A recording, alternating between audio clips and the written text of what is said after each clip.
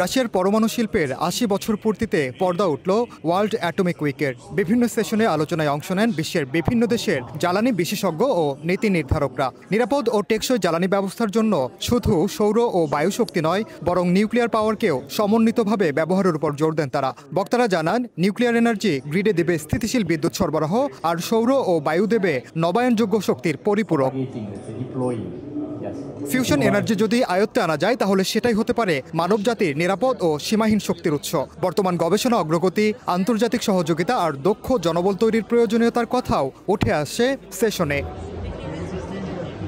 Small modular reactor বা SMR প্রযুক্তি ছোট শহর, প্রত্যন্ত অঞ্চল কিংবা শিল্প এলাকায় বিদ্যুৎ সরবরাহে বড় ভূমিকা রাখতে পারে। তবে এর জন্য আন্তর্জাতিক মানদণ্ড, নিরাপত্তা বিধি ও সামাজিক গ্রহণযোগ্যতা নিশ্চিত করা জরুরি বলে মনে করেন আলোচকরা।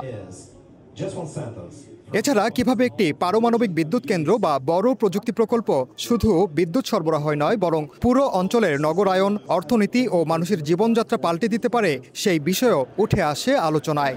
রাশিয়ার পরমাণু শিল্পের ৮০ বছর পূর্তিতে পর্দা উঠল ওয়ার্ল্ড অ্যাটমিক উইকের। প্রথম দিনের সেশনের বিভিন্ন আলোচনায় উঠে এসেছে ভবিষ্যতে টেকসই বিদ্যুৎ ব্যবস্থায় পরমাণু শক্তি, নবায়ন শক্তি এবং নতুন প্রযুক্তি কিভাবে একসঙ্গে এগোনো যায়। বিশেষজ্ঞরা বলছেন, জলবায়ু পরিবর্তন রোধ এবং বৈশ্বিক জ্বালানি নিরাপত্তা, এই দুটোর সমাধান একসঙ্গেই এই সমন্বিত কার্যক্রমের মাধ্যমে হতে পারে। রাশিয়ার মস্কো থেকে ওমর ইনান, সময় সংবাদ।